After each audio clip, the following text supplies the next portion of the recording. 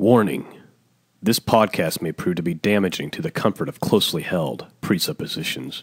Remember to practice Acts 17:11 and examine the scriptures daily to see whether these things are so.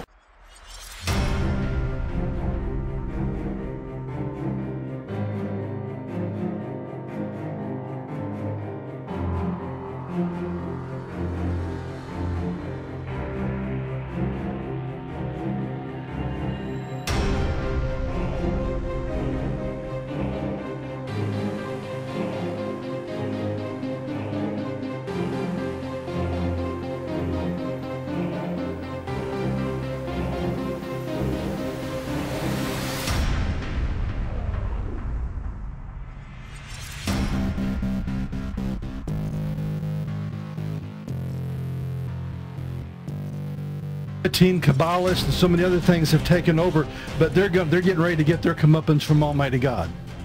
Because where are we headed? And this is where I want to know where this thing is headed. Let's go to Revelation chapter 11. You see, it's preparing us against this day. And I'm kind of showing you the end of the series before we actually get to the end of the series. But in the end, Jesus wins. Okay?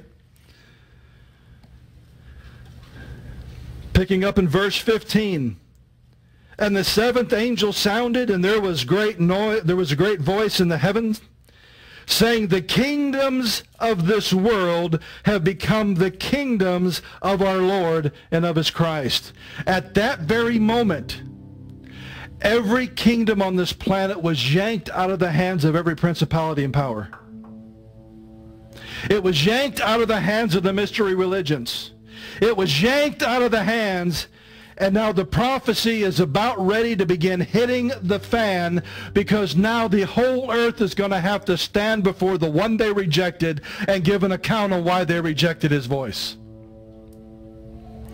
Let's read on.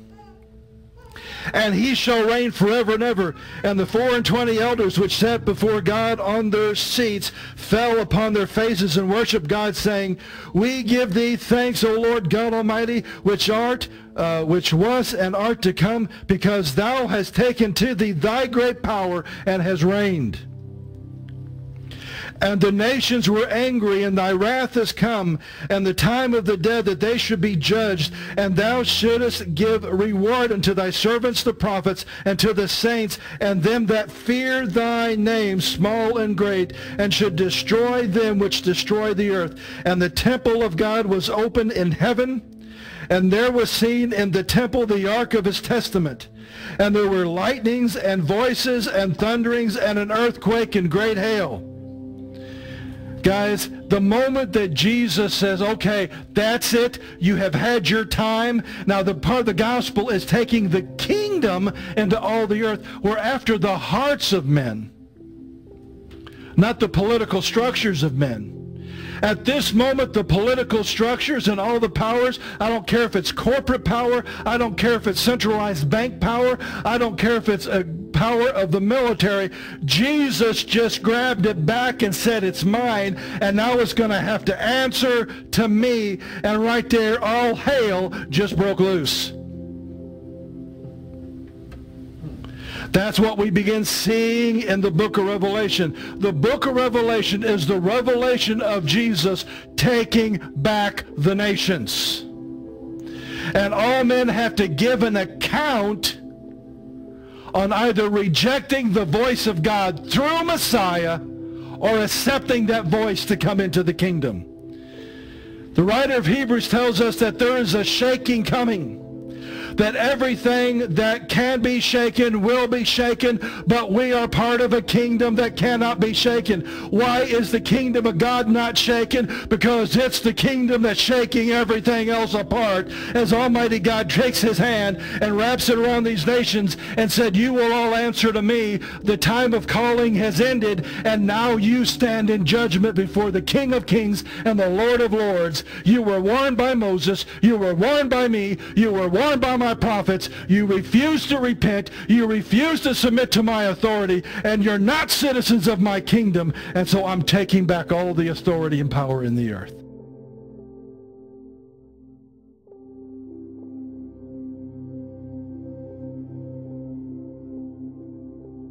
Shalom and welcome back to Scripture and Prophecy. I'm your host Sean, and the website is www.scriptureandprophecy.com. Today is July 14th, 2017. And, I told you guys, by the way, that introduction, that was Dr. Michael Lake, and he's the one that does the Kingdom series, basically an ongoing Kingdom series. And I've shared some of that with you guys before, and I'll try to put a link in the description below, so that if you want to listen to his whole teaching, you can do that. But I'm a big fan of the work he does, and I like to include some of the things he says in the beginning of these podcasts, especially when we're doing podcasts that go into the Remnant in the Wilderness category, which is what we're doing today. I told you guys earlier in the week or last week that we would not have an end of the week podcast this week because I was going out of town for a trip that we had planned for my birthday. But we had an illness in the family, and that person ended up passing away early yesterday morning. So we had to cancel the trip. There's that old saying that life happens. Life is what happens when you're making other plans. Maybe it was John Lennon, somebody like that said that.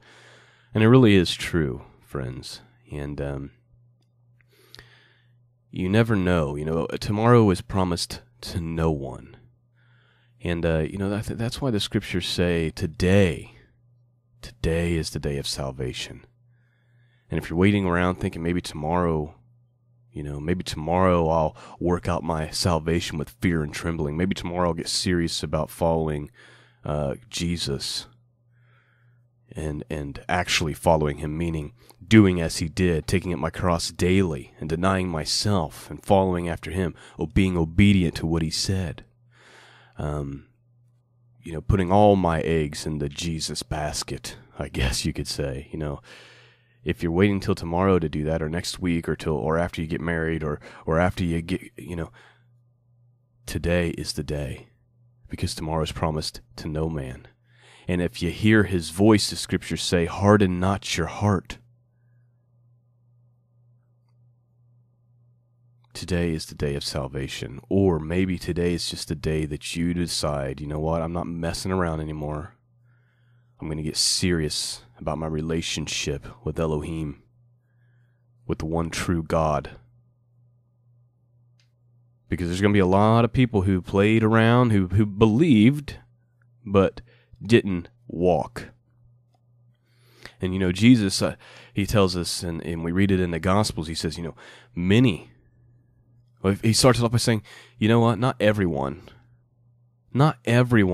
who says, Lord, Lord, will enter into the kingdom of heaven, but those who do the will of my Father. What's the will of the Father? Well, go read 3/4 of the book. It's very clear what God has to say about what it looks like to walk in his ways. Although if you go into a modern church today, they'll say, oh, you don't need the Old Testament, just read the New Testament. God doesn't care about his laws anymore. That is incorrect and untrue. He said, but those who do the will of my Father. Many will say to me on that day, Lord, Lord, didn't we prophesy in thy name? Didn't we perform miracles in thy name and cast out demons in thy name? And Jesus said, I will say to them, depart from me, I never knew you. Which we've done the study before. That word knew is the same word that Mary uses when the angel Gabriel comes to her and says, you're going to have the Christ child. And she says, how is this possible? I've never known a man. That word knew that's being used there, that we translate in English, and we don't see that we don't see the significance of it, but it means intimacy. That's why Mary says, I've never known a man. I've never been intimate with a man. Jesus is saying, I didn't know you. We didn't have an intimate relationship. You might have said your little sinner's prayer. You might have said, yeah, I believe in Jesus, but the truth is you didn't, because if you really had true faith, you would have walked it out. If you really believe these things, you'll do them. Jesus says, if you love me, if you really love me, you'll obey me. So the scripture says, depart from me, I never knew you. And it's followed up by you who work lawlessness. you who work in iniquity. What is lawlessness? Lawlessness is being disobedient to the ways of God, the commandments of God. You can't say, I believe, I love Jesus, I love God, but then walk in disobedience. You're a hypocrite. You're a liar. True faith is walked out. And so, today is the day of salvation.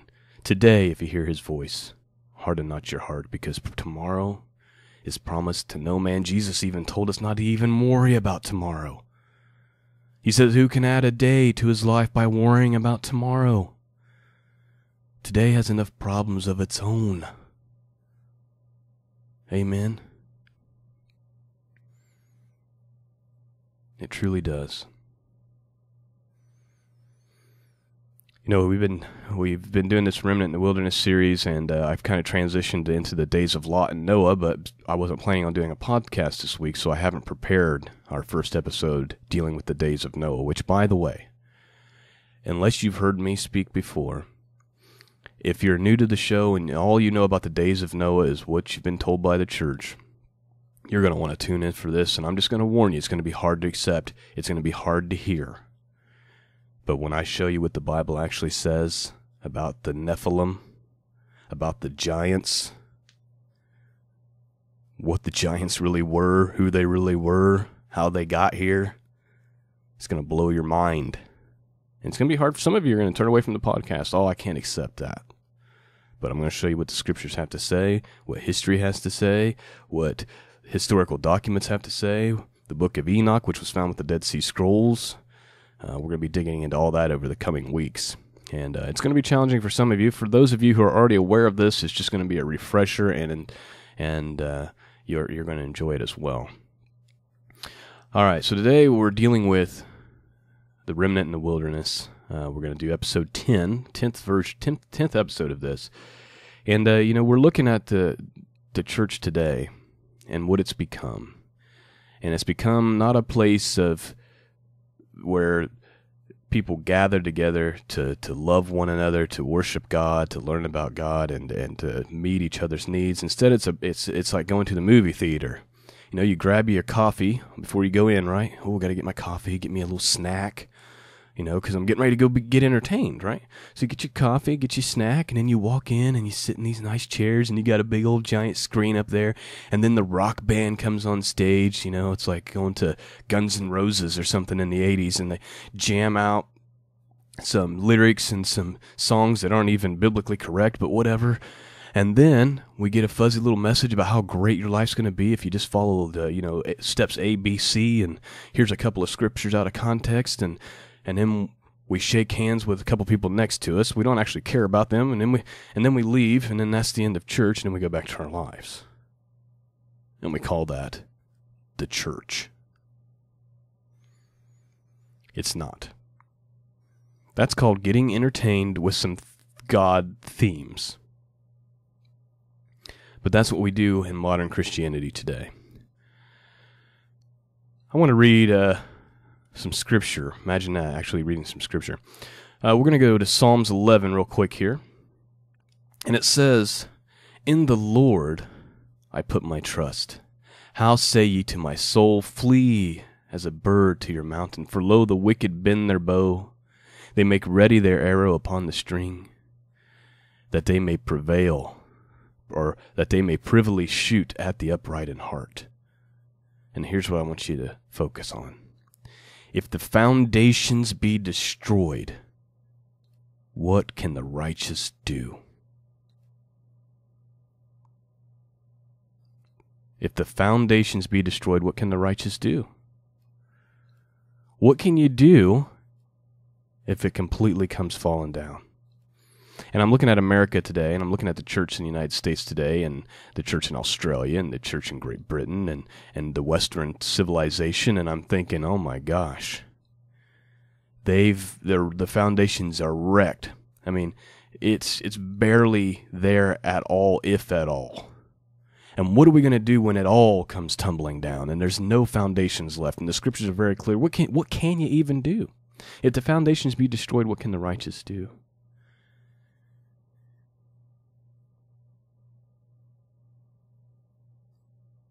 What can the righteous do?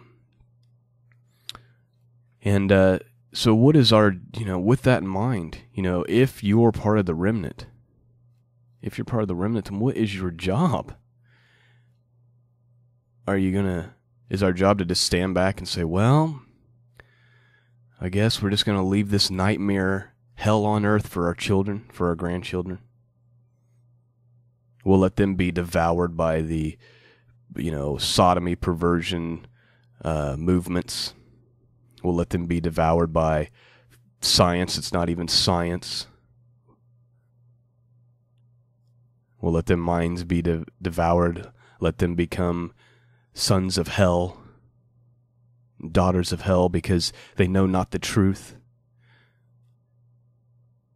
I mean, and that seems to be the attitude of the average Christian today. To just do nothing. To stand for nothing. Today, Christianity is, well, I'm going to be tolerant to the things that God clearly says that he hates. Oh, but wait, I'm not allowed to say that God hates anything. That's not politically correct.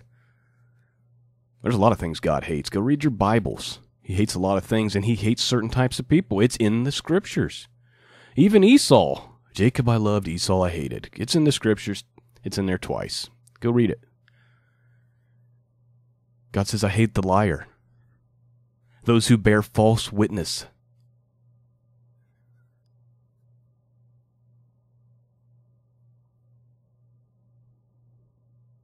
We just walk in our own ways, and we say we're going to be tolerant. Love in modern day Christianity equals tolerance towards wickedness, towards evil, towards ungodliness, to the point where we're embracing it, and we're saying, hey, if we want to be relevant in the church, we got to act like these people.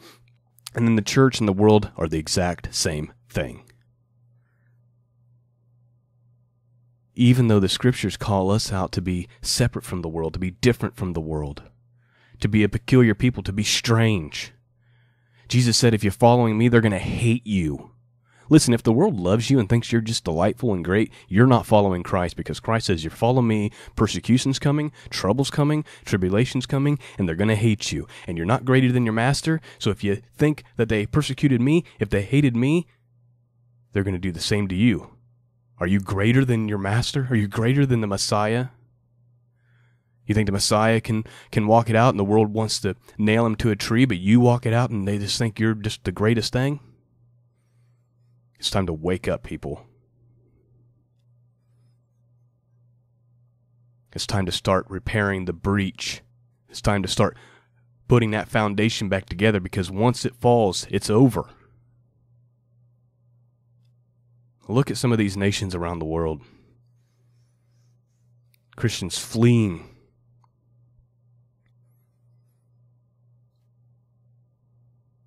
But most people don't even know what's going on. The Scriptures say, my people are destroyed for a lack of knowledge.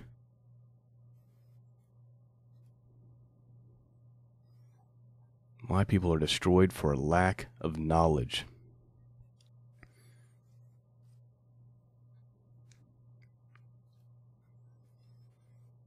There's a lot of lack of knowledge out there. And there's two things that I see at fault here. You've got the church not teaching truth. But ultimately, the responsibility falls on the individual who doesn't read their Scriptures daily to see whether these things are so. Acts chapter 17:11, I believe, I just quoted there. Read the Scriptures daily to see if these things are so. They don't know the Scriptures for themselves, so when they walk and they sit in the pew and the preacher talks a bunch of baloney, they think it's truth. And the preacher thinks it's truth because he went off to seminary and some Babylonian institution taught him a bunch of false doctrines that then he goes forth and pushes on the church. And then the individual sitting in the pew is too lazy to pick up their Bible because guess what? Football's more entertaining. And they don't even know what the Word of God says. And they're destroyed for a lack of knowledge. They fall into sin. And they think that's okay because the church teaches today that, hey, you can sin your little heart out. Christ came so that you can sin your heart out. You got the freedom of the gospel. Not understanding that the gospel that Jesus came to free you from the power of sin, the power that sin has over your life. And if the Spirit of God is within you, you now have the power to say no to sin as before you did not. So you've been freed from the bondage of sin and death, not free from walking in God's ways and being obedient. But the church teaches contrary to that. Church teaches, old Christ came to say, I believe in Christ, and then go do what you want. Just make sure you're being loving and tolerant. Not so. Let's go to Isaiah chapter 58. Scriptures say, cry aloud, spare not, lift up thy voice like a trumpet, and show my people their transgressions, and the house of Jacob their sins. Yet they seek me daily, and delight to know my ways as a nation that did righteousness and forsook not the ordinances of their God. They ask of me the ordinance of justice.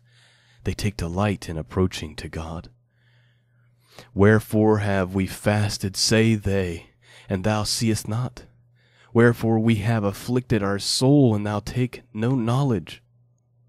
Behold, in the day of your fast you find pleasure, and exact all your labors. Behold, ye fast for strife and debate, and to smite with the fist of the wickedness. Ye shall not fast as ye do this day, to make your voice to be heard on high. Is it such as fast that I have chosen, a day for a man to afflict his soul? Is it to bow down his head as a bulrush, and to spread sackcloth and ashes under him? Wilt thou call this a fast, an acceptable day to the Lord? Is not this fast that I have chosen? To loose the bands of the wickedness, to undo the heavy burdens, and to let the oppressed go free? And ye break every yoke? Is it not to deal thy bread to thy hunger, that thou bring the poor that are cast out of my house? When thou seest the naked, that thou cover him, and thou hide not thyself from thy own flesh. Then shall thy light break forth as the morning, and thine health shall spring forth speedily, and thy righteousness shall go before thee. The glory of the Lord shall be renewed. Then shalt thou call, and the Lord shall answer, shall cry, and he shall say, Here I am. If thou take away from the midst of the yoke, the putting forth of the finger, and speaking vanity, and if thou draw out thy soul to the hungry, and satisfy the afflicted soul, then shall light rise in obscurity, and thy darkness be as the noonday. And the Lord shall guide thee continually, and satisfy thy soul in the drought, and to make fat thy bones. And thou shalt be like a watered garden, and like a spring of water whose waters fail not. You see, God wants to bless those who walk in his ways and follow after him, and take care of the poor and those who are in need. Verse 12, and they shall be of thee shall build the old waste places. Thou shalt rise up the foundations of many generations, and thou shalt be called. Here's what I want you to focus on, because this is what we need to be. We need to get back to walking in God's ways. We need to get back to speaking in truth. We need to get back to taking care of the poor. We need to get back to everything that God told us to do and to be like. And this is what you'll be called if you do this. Remember, the foundations are falling apart right now. And if they be destroyed, what can the righteous do? Now listen. And they that shall be of thee shall build the old waste places. Thou shalt rise up the foundations of many generations, and thou shalt be called the repairer of the breach, the restorer of paths to dwell in. That's what the remnant should be called, a repairer of the breach, a restorer of the paths to dwell in. Remember the old paths, the scriptures say, talking about walking in the ways of Elohim. And here's the thing. If we don't do this, if we continue to just let evil ramp up, we continue to spoon feed our kids to Satan through television and through the public school and through all this garbage, the foundations will be destroyed, as we're seeing right before our very eyes. I want to talk just a couple of minutes about what the church really should look like. And you can find it very easily. You just go to Acts chapter 2, and you've got just a handful of verses here. And if you have a King James Bible, or sometimes even a modern English version Bible, it'll have a headline at the top, and it'll say something like "Life Among the Believers." And it says this, verse 42, it says, "They continued steadfastly in the apostles' teaching, and fellowship, and the breaking of bread, and in prayer. Fear came to every soul." Here's what people don't realize, is that fear of God is good. And you're really not going to come to salvation, you're really not going to come to truth unless you have the fear of God. As a matter of fact, the scriptures say the fear of the Lord is the beginning of wisdom, okay? And that's not like, oh, I just respect God. No, it's I fear God. Work out your salvation with fear and trembling. This is very serious. Fear came to every soul. And many wonders and signs were done through the apostles. All who believed were together and had all things in common. See, all the believers came together, and they had all things in common. They were like-minded. They had the same goals because their primary focus was Jesus, was their Father in heaven. Verse 45, "They sold their property and goods and distributed them to all, according to their need." They were selling everything they owned to meet the needs of the people around them, who were part of the brotherhood. Verse 46, "And continued daily with one mind in the temple, and breaking bread from house to house. They ate their food with gladness and simplicity of heart." You see, they were meeting in their homes.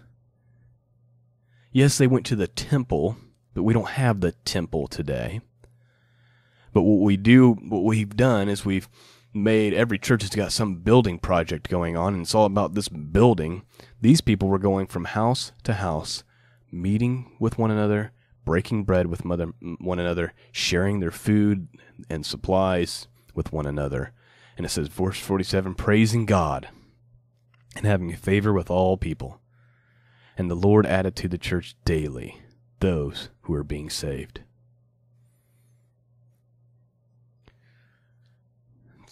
When I read that, I don't see that anymore. Do you? Do you see that anymore? We need to be repairers of the breach. If you guys don't care, I want to read an article to you to end the show, and and I'm going to leave a link so you can actually watch the actual video of a talk that Francis Chan gave, and then towards the end of the video, he did a Q&A, and they were asking him about church. Because Francis Chan was a person who used to head up a huge mega church with like 5,000 people in it, and then he just quit and started setting up home churches. And it's a very interesting story. And I just want to read the article to you guys. And it says, "Best-selling author Francis Chan recently exposed his heart to Facebook employees, detailing why he left the helm of his thriving megachurch in California 7 years ago. Cornerstone Church in Simi Valley, California, was drawing around 5,000 people and growing in 2010. But Chan felt the megachurch he founded was not as God intended it to be. Quote, "I got frustrated at a point just biblically," Chan said during a talk with the Facebook headquarters in California last Thursday. Wait a second. According to the Bible, every single one of these people has a supernatural gift that's meant to be used for the body. And I'm like 5,000 people show up every week to hear my gift and to see my gift. That's a lot of waste. When I started thinking, how much does it cost to run this thing? Millions of dollars. So I'm wasting the human resources of these people that, according to the scripture, have a miraculous gift that they could contribute to the body, but they're just sitting there quietly. They just sit there and listen to me. Moreover, he felt the church wasn't following God's command to love one another. Attendees would simply greet one another for 30 seconds and mainly hang out in cliques once a week. I was like, God, you wanted a church that was known for their love. You wanted a group of people where everyone was expressing their gifts. We're a body. I'm one member, maybe the mouth, but if the mouth is the only thing that's working, and I'm trying to drag the rest of the body along, chewing on the carpet. His decision in 2010 to leave Cornerstone, which he stated in his His decision in 2010 to leave Cornerstone, which he started in his living room, came as a shock to many, including fellow evangelical pastors. In this announcement to the congregation at that time, he said he had been feeling a restlessness and a stirring to let go of the megachurch and to take on a new adventure. He also indicated that he was wary of being comfortable. In his talk at Facebook last week, he offered more details about why he made the decision to leave, including the desire to get away from the pride he began to feel as his book Crazy Love became a bestseller, and he became a popular sought-after speaker. He said, I freaked out during that time of my life, Chan recalled. The pride of going to a conference and seeing my face on a magazine and hearing whispers and walking in the room and actually liking it. I'm just going to stop there because the point that I really wanted to draw from this has already been made. He was talking about, the church. God wanted a church that was known for their love, and people aren't even loving each other. They're showing up to this building and shaking hands for 30 seconds, and then they go on to listen to the message. And one thing that really stuck out to me, we take in, I take subscribers and donations to help fund the cost to host the podcast and to help me and my family. With the hopes of one day being able to bring in enough to do this full time, right? We have our scripture reading and commentary podcast that we do on Tuesday. I would love to do that Monday, Tuesday, Wednesday, Thursday, and then do this prophecy podcast on Fridays. And then maybe something on Shabbat, which is Friday night to Saturday night. For those who don't know when the Sabbath is, it's actually Friday night to Saturday night. We have around, we have close to 10,000 subscribers and about 1,000 people who download and listen to the show every week, I'm sorry. And right now we have about 14 or 15 Patreon subscribers, which is just a great blessing to me. And I'm just really happy and just really blessed and humbled by those of you who donate through PayPal, who subscribe, who send things in the mail to help me. I really, really appreciate that. But I want to give you guys some context. So we're talking on average less than $10,000 a year comes through this work. Okay? Which, again, that's not the purpose of me doing it. I'm bringing all this up to give you some context and understanding. These mega churches, which have upwards of 5,000 attendees, are bringing in tens of millions of dollars. Your regular old church that has 300 to 500 people is bringing in $500,000 to $1 million a year. When I'm looking at this, I'm like, how is this possible? I'm amazed that people will show up to these buildings and millions of dollars will come through just to be entertained for an hour.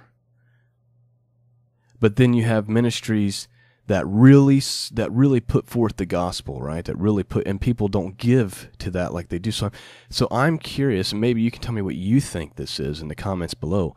Why do people pile into these churches and give so much money to these things? And I'm thinking, these churches are bringing in millions of dollars. Are they feeding the poor with it? Where is it going?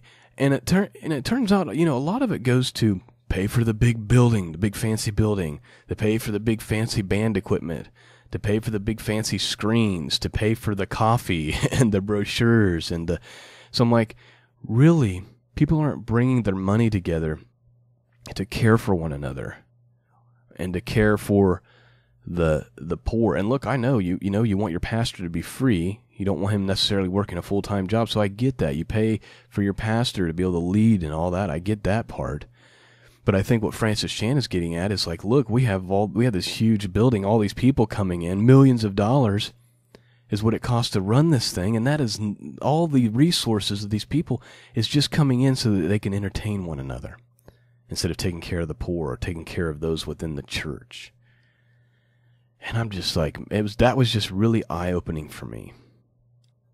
Because I've thought about that a little bit, but I've never really stepped back and thought, man, your average church is bringing in lots and lots of money, but most of the money is just for the simple purpose of existing, when you could be meeting in homes and just taking care of one another, or feeding the poor, or, just meeting needs. But instead, Americans think that church is to pile into these buildings to be entertained for an hour, to give 10% of their money so that they can continue to fund being entertained for an hour on Sunday. That to me is mind-boggling. That is not what the church is supposed to be. And my hope is that with this podcast, at least this is something real. At least we read the scriptures. At least people are being fed. I talk about the scriptures talking about how there's going to be a famine in the land, not a famine of food and water, but a famine of the Word of God. And so that's what I'm trying to take care of as best as I can. And this is just something that I'm passionate about. I work a full-time job, so, I don't have to sell products or push books or, this is how a lot of these things are funded.